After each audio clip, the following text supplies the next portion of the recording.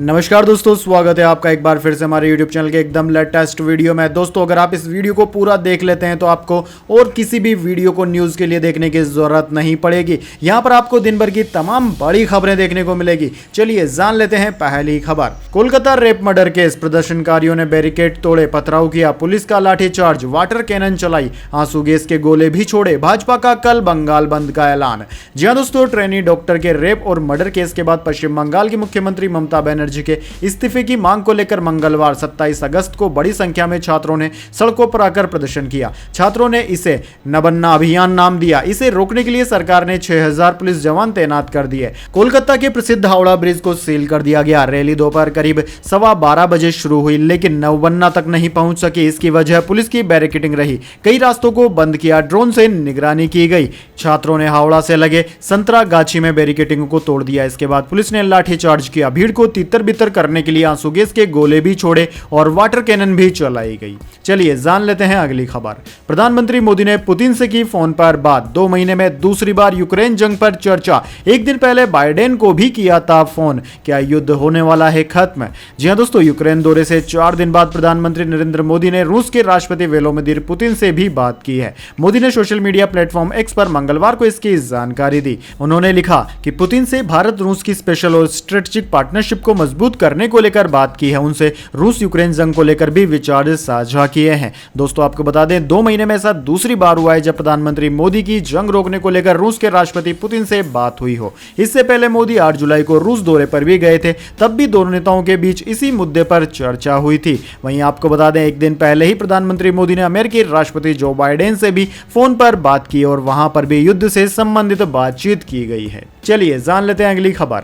Voting से पहले ही राज्यसभा में एनडीए ने छुआ बहुमत का आंकड़ा। निर्विरोध चुने गए 12 सदस्य। जी हां दोस्तों, आपने बिल्कुल सही सुना। सत्तारूढ़ यानी कि भाजपा नित एनडीए गठबंधन मंगलवार को राज्यसभा में बहुमत के आंकड़े पर पहुंच गया। राज्यसभा सदन के लिए होने वाले उपचुनाव की वोटिंग से पहले ही बीजेपी के 9 और सहयोगी दलों ने 2 सदस्य निर्विरोध चुन लिए गए। ऐसे में 9 सदस्यों के साथ बीजेपी की ताकत अब 96 हो गई है, जिससे राज्यसभा में एनडीए के सदस्यों की संख्या अब बढ़कर 112 हो गई है। दोस्तों, निर्विरोध चुने गए 3 अन्य सदस्यों में एनडीए के सहयोगी एनसीपी के अजित पवार गुट और राष्ट्रीय लोकमंच के एक सदस्य शामिल है। इसके अलावा सत्तारूढ़ गठबंधन एनडीए को 6 मनोनीत और 1 स्वतंत्र सदस्य का भी समर्थन मिला हुआ है। ऐसे में दोस्तों, अब लोकसभा से बिल पास होने के बाद राज्यसभा में रुकने का नाम नहीं रहेगा, क्योंकि बीजेपी के पास अब राज्यसभा में भी बहुमत का आंकड़ा पार हो गया है। चलिए दोस्तों, जान लेते हैं अगली खबर। भारत में मंकी पॉक्स की जांच के लिए आरटी-पीसीआर किट हुआ डेवलप। 40 मिनट में रिजल्ट देगी। डब्ल्यूएचओ ने एमपॉक्स को हेल्थ इमरजेंसी घोषित किया था। दोस्तों, जैसा कि आपको पता है, अभी कुछ दिन पहले ही कोरोना महामारी ने पूरी दुनिया को हिलाकर रख दिया था। ऐसे में दोस्तों, एक और महामारी अब दुनिया के सामने दस्तक देने लगी है। डब्ल्यूएचओ ने इसको हेल्थ इमरजेंसी भी घोषित कर दिया है, लेकिन भारत इसके लिए पहले ही तैयार बैठा हुआ है। दरअसल दोस्तों, विश्व स्वास्थ्य संगठन यानी कि डब्ल्यूएचओ ने 14 अगस्त को एमपॉक्स मंकी पॉक्स को पब्लिक ग्लोबल हेल्थ इमरजेंसी घोषित किया था। यह 2 साल में दूसरी बार था जब इस बीमारी को हेल्थ इमरजेंसी बनाया गया है। इस वायरस का नया स्ट्रेन क्लेड 1 पिछले स्ट्रेन के मुकाबले ज्यादा संक्रामक है और इसकी मृत्यु दर भी ज्यादा है। दोस्तों, मंकी पॉक्स के पब्लिक इमरजेंसी घोषित होने के 15 दिन के अंदर ही भारत ने इस संक्रमण की जांच के लिए आरटी-पीसीआर किट डेवलप कर लिया है। इस किट का नाम IMADX monkey pox detection RT-PCR ऐसे है और इसे सीमेंस हेल्थनियर्स ने तैयार किया है। चलिए दोस्तों, जान लेते हैं अगली खबर। कल कोई बंद नहीं, सबको दफ्तर आना होगा। नब्बाना प्रोटेस्ट के बीच ममता सरकार का अल्टीमेटम। जी हां दोस्तों, पश्चिम बंगाल सरकार ने मंगलवार को लोगों से 28 अगस्त को भाजपा द्वारा बुलाई गई 12 घंटे की हड़ताल में भाग नहीं लेने का आग्रह किया है और कहा है कि प्रशासन यह सुनिश्चित करेगा कि बंद के कारण सामान्य जनजीवन प्रभावित न हो। दोस्तों, आपको बता दें, भाजपा ने 27 अगस्त को राज्य सचिवालय नब्बाना तक प्रोटेस्ट मार्च में भाग लेने वाले प्रदर्शनकारियों पर पुलिस कार्रवाई के विरोध में सुबह 6 से लेकर शाम 6 बजे तक बंगाल बंद का आह्वान किया है। मुख्यमंत्री ममता बनर्जी के मुख्य सलाहकार अल्पन बंदोपाध्याय ने कहा कि सरकार बुधवार को किसी भी बंद की अनुमति नहीं देगी। हम लोगों से इसमें भाग नहीं लेने का आग्रह कर रहे हैं। यह सुनिश्चित करने के लिए सभी कदम उठाए जाएंगे कि सामान्य जनजीवन अप्रभावित रहे। चलिए दोस्तों जान लेते हैं अगली खबर। कोलकाता रेप मर्डर केस आरोपी संजय राय के करीबी एएसआई अनूप दत्त का भी होगा पॉलीग्राफी टेस्ट, सीबीआई को मिली इजाजत। जी हां दोस्तों, सीबीआई ने Kolkata rape and murder case में एएसआई अनूप दत्त की पॉलीग्राफ टेस्ट कराने की अनुमति कोर्ट से ले ली है। दरअसल दोस्तों अनूप दत्त आरोपी संजय राय का करीबी है। रेप और हत्या के बाद आरोपी अनूप दत्त के बैरक में आराम करने गया था। सीबीआई को परमिशन मिल गई है। पूर्व प्रिंसिपल संदीप घोष का भी पॉलीग्राफी टेस्ट पूरा हो गया है। संदीप घोष का पॉलीग्राफी टेस्ट एक बार में पूरा नहीं हो पाया था। चलिए दोस्तों जान लेते हैं अगली खबर। बॉलीवुड अभिनेत्री और भाजपा सांसद कंगना रनावत की इमरजेंसी फिल्म पर विवादों का साया, फिल्म निर्माताओं को लीगल नोटिस। जी हां दोस्तों, बीजेपी सांसद और एक्ट्रेस कंगना रनावत की आने वाली फिल्म इमरजेंसी रिलीज होने से पहले ही विवादों के घेरे में है। इस फिल्म से शिरोमणि गुरुद्वारा प्रबंधन कमेटी नाराज नजर आ रही है। दरअसल दोस्तों गुरुद्वारा प्रबंधन कमेटी की ओर से इसके लिए कंगना रनावत और फिल्म मेकर्स को लीगल नोटिस भेजा गया है। नोटिस के जरिए फिल्म में सिखों को गलत तरीके से दिखाने वाले सीन हटाने के लिए कहा गया है।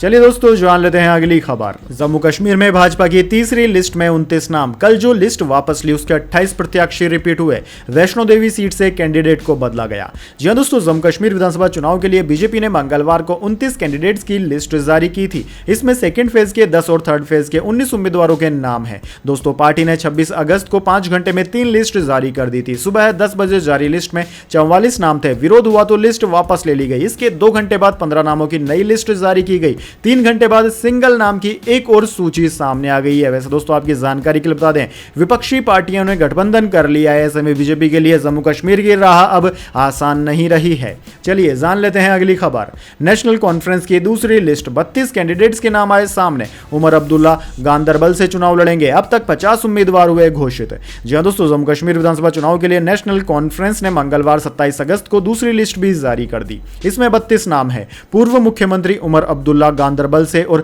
तनवीर सादिक जदीबल सीट से चुनाव लड़ेंगे। पार्टी ने 26 अगस्त को 18 उम्मीदवार घोषित किए थे। पार्टी अब तक 50 उम्मीदवारों का ऐलान कर चुकी है, जबकि एक नाम का ऐलान होना अभी बाकी है। दोस्तों आपकी जानकारी के लिए बता दें, राज्य में एनसी और कांग्रेस का गठबंधन हुआ है। 90 सीटों में से नेशनल कॉन्फ्रेंस 51 और कांग्रेस यानी कि राहुल गांधी वाली कांग्रेस 32 सीटों पर चुनाव लड़ने वाली है। चलिए जान लेते हैं अगली खबर। देश का मानसून ट्रेकर, गुजरात में बाढ़ से 15 लोगों की हो गई मौत। 6 जिलों में सेना तैनात, 30 ट्रेनें हुई रद्द, 23,000 लोगों का किया गया रेस्क्यू। जानते हैं इंडियन मेट्रोलॉजी डिपार्टमेंट ने अगले 24 घंटे के लिए क्या किया है, अलर्ट है जारी। जी हां दोस्तों, गुजरात में तेज बारिश और बाढ़ से 2 दिन में 15 लोगों की मौत हो गई। राजकोट, आणंद, मोरबी, खेड़ा, वडोदरा और द्वारका में सेना को तैनात किया गया है। अब तक 23,000 लोगों को सुरक्षित जगहों पर पहुंचा दिया गया। एक नेशनल हाईवे, 34 स्टेट हाईवे, 636 अन्य सड़कें और 30 ट्रेनें भी रद्द करनी पड़ी है। दोस्तों भारतीय मौसम विज्ञान विभाग यानी कि इंडियन मेट्रोलॉजी डिपार्टमेंट ने कहा है कि गुजरात के मोरबी, पंचमहाल, खेड़ा, आणंद और वडोदरा की स्थिति सबसे ज्यादा खराब है। इन जिलों में बीते 24 घंटे में 12 इंच से भी ज्यादा बारिश रिकॉर्ड की गई है। दोस्तों राज्य में अगले 3 दिन तक भारी बारिश का अलर्ट भी जारी किया गया है। मंगलवार सुबह सीएम भूपेंद्र पटेल ने राज्य के सभी प्राइमरी स्कूलों को बंद रखने का आदेश भी दिया है। वहीं दोस्तों दूसरी ओर इंडियन मेट्रोलॉजी डिपार्टमेंट ने देश में अगले 24 घंटे के दौरान भारी बारिश का अलर्ट जारी किया है। जिन राज्यों में भारी बारिश का अलर्ट जारी किया गया है उन राज्यों में राजस्थान, गुजरात, तटीय कर्नाटक, मध्य महाराष्ट्र शामिल है। यहां पर 12 सेंटीमीटर से भी ज्यादा बारिश होने की संभावना है। इसके अलावा दोस्तों पंजाब, बिहार, झारखंड, ओडिशा, झारखंड, अरुणाचल प्रदेश, असम, मेघालय, नागालैंड, मणिपुर, त्रिपुरा, मिजोरम, कोंकण, गोवा, केरल और आंतरिक कर्नाटक में 7 सेंटीमीटर बारिश हो सकती है, यानी कि यहां पर भारी बारिश का अलर्ट है। वैसे दोस्तों कमेंट करके बताइए आप कौन से राज्य से इस वीडियो को देख रहे हैं। चलिए जान लेते हैं अगली खबर। कड़ी सुरक्षा के बीच आसाराम महाराष्ट्र हुए रवाना। कोर्ट से इलाज के लिए मिली है 7 दिन की पैरोल। जी हां दोस्तों, आपने बिल्कुल सही सुना। नाबालिग से दुष्कर्म मामले में सजा काट रहे आसाराम को इलाज के लिए पहली बार पैरोल मिली और मंगलवार को महाराष्ट्र उन्हें लेकर जाया जा रहा है। इसके लिए स्थानीय पुलिस और जेल प्रशासन ने सुरक्षा के पुख्ता इंतजाम किए हैं। एयरपोर्ट की ओर आने जाने वाले वाहनों को चेक किया जा रहा है। आसाराम को जोधपुर से फ्लाइट से मुंबई लेकर जाया जाएगा, जहां वो खपोली स्थित माधवबाग अस्पताल पहुंचकर अपना इलाज करवाएंगे। आसाराम को राजस्थान हाईकोर्ट ने इलाज के लिए 13 अगस्त को 7 दिन की पैरोल दी है। कोर्ट ने अपने आदेश में कहा था कि पैरोल की अवधि अस्पताल पहुंचने के दिन से गिनी जाएगी। चलिए दोस्तों जान लेते हैं अगली खबर।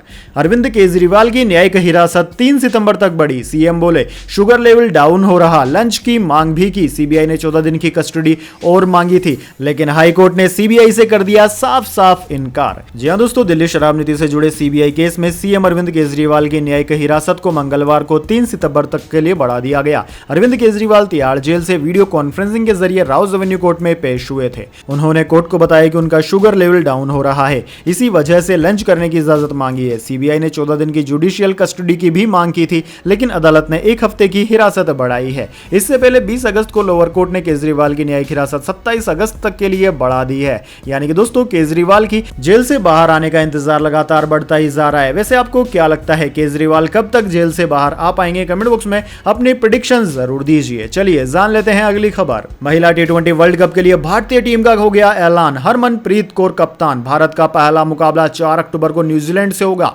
इसके 2 दिन बाद होगा पाकिस्तान से मुकाबला। जी हां दोस्तों, बीसीसीआई ने विमेंस T20 वर्ल्ड कप के लिए भारतीय टीम का ऐलान कर दिया। हरमनप्रीत कौर को टीम की कमान सौंपी गई है। स्मृति मंधाना को उप कप्तान बनाया गया है। वहीं दोस्तों वर्ल्ड कप की शुरुआत 3 अक्टूबर से हो रही है। फाइनल मुकाबला 20 अक्टूबर को खेला जाएगा। भारतीय टीम का पहला मुकाबला 4 अक्टूबर को न्यूजीलैंड से होना है। दोस्तों जैसा कि आपको पता होगा, पहले यह टूर्नामेंट बांग्लादेश में हो रहा था, लेकिन देश में हुए राजनीतिक तख्तापलट के बाद आईसीसी ने टूर्नामेंट को यूएई शिफ्ट कर दिया। अब शारजाह और दुबई में टूर्नामेंट के सभी मुकाबले कराए जाएंगे। चलिए जान लेते हैं इसके बाद अगली खबर। महाराष्ट्र के रत्नागिरी में नर्सिंग स्टूडेंट से रेप। ऑटो ड्राइवर ने पानी में नशीला पदार्थ मिलाया। पीड़ित बोली होश आया तो कपड़े फटे थे। जी हां दोस्तों, कोलकाता में ट्रेनी डॉक्टर से रेप मर्डर केस के बाद महाराष्ट्र के रत्नागिरी में नर्सिंग कॉलेज की स्टूडेंट से रेप का मामला सामने आया है। यहाँ एक ऑटो ड्राइवर ने नशीला पदार्थ मिलाकर पीड़िता को बेहोश किया और जंगल में ले जाकर उसके साथ दुष्कर्म किया। घटना सोमवार की है। पीड़िता की उम्र 19 साल है। उसने होश आने के बाद अपनी बहन को फोन कर घटना के बारे में बताया। घटना का पता चलते ही रत्नागिरी में लोगों ने प्रदर्शन शुरू कर दिए हैं। चलिए जान लेते हैं अगली खबर। हरियाणा विधानसभा चुनाव के लिए जेजेपी और एएसपी का हुआ गठबंधन। दुष्यंत चौटाला का ऐलान। 70 पर जजपा और 20 पर आजाद समाज पार्टी उतारेगी उम्मीदवार। जी हां दोस्तों, हरियाणा में जननायक जनता पार्टी जेजेपी और आजाद समाज पार्टी एएसपी विधानसभा चुनाव मिलकर लड़ेगी। मंगलवार को दिल्ली में पूर्व डिप्टी सीएम दुष्यंत चौटाला ने इसका ऐलान किया। इस दौरान उनके साथ एएसपी पार्टी के फाउंडर और भीम आर्मी के चीफ चंद्रशेखर आजाद भी मौजूद रहे। चलिए जान लेते हैं इसके बाद अगली बड़ी खबर। लेकिन उससे पहले मेरी आपसे एक छोटी सी रिक्वेस्ट है, अगर दोस्तों आपको अब तक हमारी न्यूज पसंद आई है तो इसे एक छोटा सा लाइक जरूर दे दीजिए, और अगर आपको पसंद नहीं आई है तो बेशक आप डिसलाइक भी कर सकते हैं। लेकिन दोस्तों लाइक और डिसलाइक जरूर कीजिए, क्योंकि दोस्तों यही हमारी मेहनत का फल होता है और इसी से हमें पता चलता है कि आपको हमारी वीडियोस पसंद आ रही है या नहीं। चलिए जान लेते हैं अगली खबर। सेंसेक्स 13 अंक की तेजी के साथ 81,711 पर हुआ बंद। निफ्टी में भी 7 अंक की रही बढ़त। बजाज फिनसर्व रहा टॉप गेनर।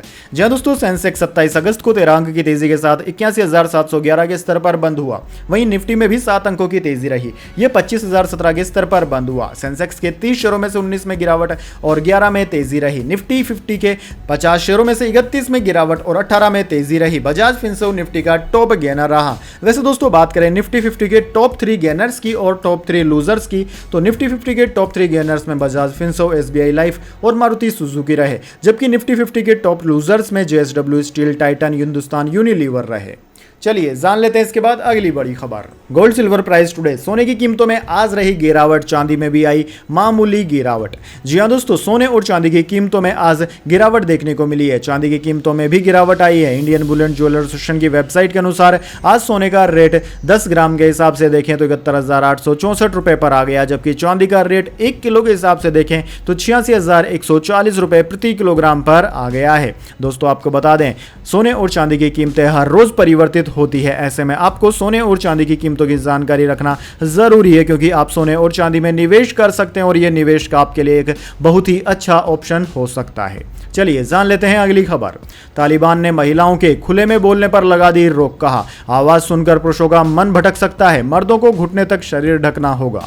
जी हां दोस्तों, अफगानिस्तान में तालिबान ने महिलाओं को लेकर नए कानून लागू कर दिए हैं। महिलाओं को सख्त हिदायत देते हुए उनके घर से बाहर बोलने पर रोक लगा दी गई है। इसके साथ ही उन्हें सार्वजनिक जगहों पर हमेशा अपने शरीर और चेहरे को मोटे कपड़े से ढकने का आदेश दिया गया है। अंग्रेजी अखबार द गार्जियन के मुताबिक तालिबान ने इन कानूनों के पीछे की वजह देते हुए कहा कि महिलाओं की आवाज से भी पुरुषों का मन भटक सकता है। इससे बचने के लिए महिलाओं को सार्वजनिक जगह पर बोलने से परहेज करना चाहिए। वैसे दोस्तों इस बारे में आपकी क्या राय है? क्या पुरुषों का मन भटकने से महिलाओं को पिंजरे में रखना सही है, या फिर उन पुरुषों को पिंजरे में रखना चाहिए जिनका मन भटकता है? कमेंट बॉक्स में अपनी राय जरूर दीजिएगा। चलिए जान लेते हैं अगली खबर। बहुत मंथन करने के बाद बीजेपी में जाने का किया फैसला, बोले चंपई सोरेन। बाबूलाल मरांडी से नाराज होने की है खबर। जी हां दोस्तों, विधानसभा चुनाव से एन पहले झारखंड के पूर्व मुख्यमंत्री चंपई सोरेन ने कहा कि भारतीय जनता पार्टी में शामिल होने जा रहे हैं। चंपई सोरेन ने भी खुलकर इसे स्वीकार कर लिया। चंपई ने कहा कि पहले मैंने सोचा था कि मैं संन्यास ले लूंगा, फिर मैंने सोचा कि नया संगठन बनाऊंगा, लेकिन इसके लिए समय अभी कम है। बहुत मंथन करने के बाद मेरा प्रधानमंत्री और गृह मंत्री अमित शाह पर विश्वास बढ़ गया और भाजपा में शामिल होने का हमने निर्णय लिया है। भाजपा में मेरे साथ मेरा बेटा भी शामिल होगा। वैसे दोस्तों, आप बताइए, क्या चंपई सोरेन के बीजेपी में शामिल होने से हेमंत सोरेन की पार्टी झारखंड में कमजोर हो जाएगी? कमेंट बॉक्स में अपनी राय जरूर दीजिए। चलिए जान लेते हैं अगली खबर। दिल्ली शराब नीति केस, बीआरएस नेता के कविता को मिली जमानत। सुप्रीम कोर्ट बोला जांच हो चुकी है, ट्रायल में देरी होगी, महिला है, बेल मिलनी ही चाहिए। जी हां दोस्तों, दिल्ली शराब नीति से जुड़े भ्रष्टाचार और मनी लॉन्ड्रिंग से जुड़े मामले में आरोपी भारत राष्ट्र समिति बीआरएस लीडर के कविता को सुप्रीम कोर्ट ने मंगलवार को जमानत दे दी। अपने आदेश में सुप्रीम कोर्ट ने कहा कि इस केस में जांच पूरी हो चुकी है, ट्रायल के जल्द पूरा होने की उम्मीद नहीं है। कि कविता 5 महीने से जेल में बंद है, महिला है और पीएमएलए के सेक्शन 45 के तहत उन्हें जमानत मिलनी ही चाहिए। इसी कोर्ट में कई आदेशों में कहा गया है कि अंडर ट्रायल कस्टडी को सजा में नहीं बदलना चाहिए। चलिए जान लेते हैं अगली खबर। इस साल 6 लाख नौकरियां पैदा करेगी एप्पल कंपनी, महिलाओं को मिलेंगे ज्यादातर जॉब। जी हां दोस्तों, दुनिया की दिग्गज कंपनी एप्पल इंक इस साल भारत में लगभग 6 लाख नौकरियां पैदा करने वाली है। यह नौकरियां एप्पल के साथ ही उनके लिए काम कर रही कंपनियों के जरिए पैदा होंगी। इनमें से लगभग 2 लाख लोगों को सीधा एप्पल के लिए काम करने का मौका भी मिलेगा। नई जॉब में महिलाओं की संख्या लगभग 70% रहने वाली है। नौकरियों के यह अवसर इसी वित्त वर्ष में मार्च तक पैदा किए जाएंगे। चलिए दोस्तों, जान लेते हैं अगली खबर। कंगना ने किसानों को रेपिस्ट कहा, देश से माफी मांगे। शिवसेना सांसद बोली सीबीआई अरेस्ट करे ताकि आंदोलन में विदेशी ताकतों का सच का पता चल सके। दरअसल दोस्तों, कंगना रनावत एक ऐसी अभिनेत्री और नेता है जो कि अपने विवादित बयानों से हमेशा चर्चाओं में रहती है। और दोस्तों, जब तक कंगना रनावत किसी पार्टी में शामिल नहीं थी तब तक तो उनके बयान सिर्फ उन्हीं को ही परेशानी में डालते थे, लेकिन जब से वह बीजेपी में शामिल हुई है तब से उनके बयान अब बीजेपी को भी परेशान करने लगे हैं। दरअसल दोस्तों, किसान आंदोलन में रेप मर्डर की बात करने वाली एक्ट्रेस सांसद कंगना रनावत के बयान पर विपक्ष हमलावर है। विपक्ष के नेता राहुल गांधी ने सोमवार को कहा कि भाजपा सांसद द्वारा किसानों को बलात्कारी और विदेशी ताकतों का नुमाइंदा कहना भाजपा की किसान विरोधी नीति और नियत का सबूत है। इससे पहले भाजपा ने एक्ट्रेस सांसद कंगना रनावत के बयान को खुद से अलग कर लिया था। अब दोस्तों, उसी बयान को लेकर शिवसेना उद्धव गुट सांसद प्रियंका चतुर्वेदी ने कहा है कि कंगना ने किसानों को रेपिस्ट कहा है, उन्हें देश से माफी मांगनी चाहिए। चलिए दोस्तों, जान लेते हैं इसके बाद अगली बड़ी खबर। विमेंस टी20 वर्ल्ड कप का नया शेड्यूल हुआ घोषित। 6 अक्टूबर को इंडिया पाकिस्तान का मुकाबला। 18 दिन में 23 मुकाबले होंगे। दुबई में होगा फाइनल मुकाबला।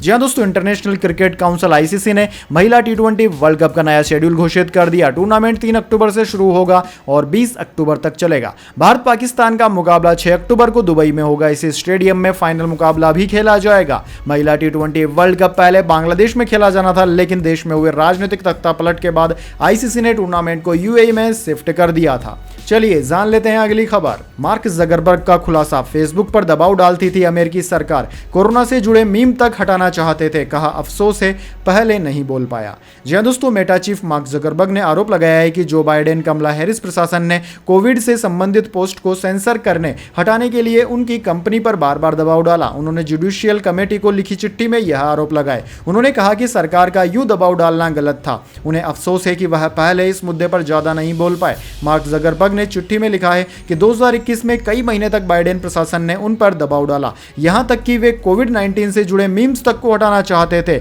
जब हम इस पर सहमत नहीं हुए तो उन्होंने इसे लेकर अपनी निराशा भी व्यक्त की। चलिए दोस्तों, जान लेते हैं अगली खबर। लोन लेने के लिए आया यूपीआई जैसा प्लेटफॉर्म। यूनाइटेड लेंडिंग ऐप से कुछ ही मिनट में मिलेगा कार, पर्सनल और होम लोन। जी हां दोस्तों, अगर आपको कार, पर्सनल या फिर होम लोन लेने के लिए बैंकों के चक्कर काटने पड़ रहे हैं तो अब आपके लिए अच्छी खबर है, आपको ऐसा नहीं करना पड़ेगा। दरअसल दोस्तों, सरकार ने इस प्रोसेस को आसान करने के लिए पेमेंट ऐप यूपीआई के जैसा यूनिफाइड लेंडिंग यूएलआई प्लेटफॉर्म लेकर तैयार कर लिया है। दरअसल दोस्तों, रिजर्व बैंक ऑफ इंडिया के गवर्नर शक्तिकांत दास ने इसकी घोषणा की। शक्तिकांत दास ने कहा कि पिछले साल अगस्त 2023 में रिजर्व बैंक ने फ्रिक्शनलेस क्रेडिट के लिए एक टेक्निकल प्लेटफॉर्म का पायलट प्रोजेक्ट लॉन्च किया था। लॉन्च के बाद 1 साल के दौरान इस प्लेटफॉर्म पर किसान credit card loan, dairy loan, MSME loan, personal loan और होम लोन पर फोकस किया गया है। अब जल्द ही इसे लॉन्च भी किया जाएगा।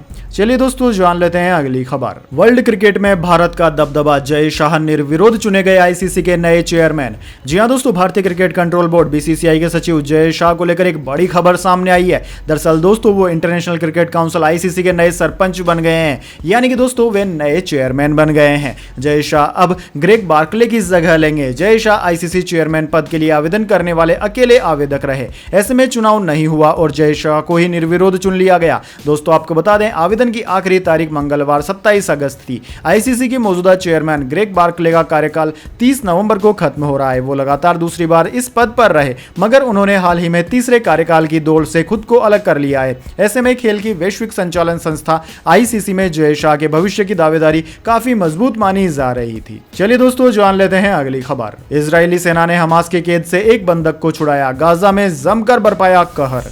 जी हां दोस्तों, लेबनान में हिजबुल्लाह और इजराइल के बीच जंग भले ही रुक गई है, लेकिन गाजा में इजरायली सेना का कहर अभी भी जारी है। सोमवार को एक बार फिर गाजा में रहने वाले फिलिस्तीनियों पर जबरदस्त हवाई हमला हुआ। दीर अल बलाहा के एक शरणार्थी शिविर पर हुई इजरायली हमले में 4 बच्चों और एक महिला सहित कम से कम 7 लोगों के मारे जाने की खबर है, जबकि दर्जन भर लोग घायल हो गए। वहीं दोस्तों आईडीएफ और आईएसए ने गाजा में एक 52 वर्षीय बंधक कायद फरहान अल कादी के रेस्क्यू का दावा भी किया। कायद को 7 अक्टूबर को हुए हमले के बाद हमास के लड़ाकों ने अगवा कर लिया था। इसके बाद उन्हें गाजा लाकर बंधक बना लिया गया था। तो दोस्तों यह थी आज की तमाम बड़ी खबरें। इसके बाद दोस्तों बारी आती है आज के माइंड व्यूज क्वेश्चन की। जी हां दोस्तों, एक आसान सा सवाल का जवाब देकर आप जीत सकते हैं एक सरप्राइज गिफ्ट हमारे यूट्यूब चैनल की ओर से। तो दोस्तों आज का सवाल आपकी स्क्रीन पर आ चुका है। भारत में पहली बार आम चुनाव कौन से साल में आयोजित करवाए गए थे? जी हां दोस्तों, अगर आप जानते हैं कि भारत में पहली बार चुनाव कब हुए तो जल्दी से उस साल का नाम कमेंट्स में लिख दीजिए। अगर दोस्तों आपका जवाब होता है एकदम सही और आप चुन जाते हैं लकी विजेता के रूप में, तो आपको मिल सकता है एक सरप्राइज गिफ्ट हमारे यूट्यूब चैनल की ओर से। तो दोस्तों जल्दी से अपना उत्तर कमेंट्स में लिख दीजिए, वीडियो को लाइक कर लीजिए और चैनल को सब्सक्राइब करके बेल आइकन भी दबा लीजिए। धन्यवाद। वंदे मातरम। जय हिंद, जय भारत।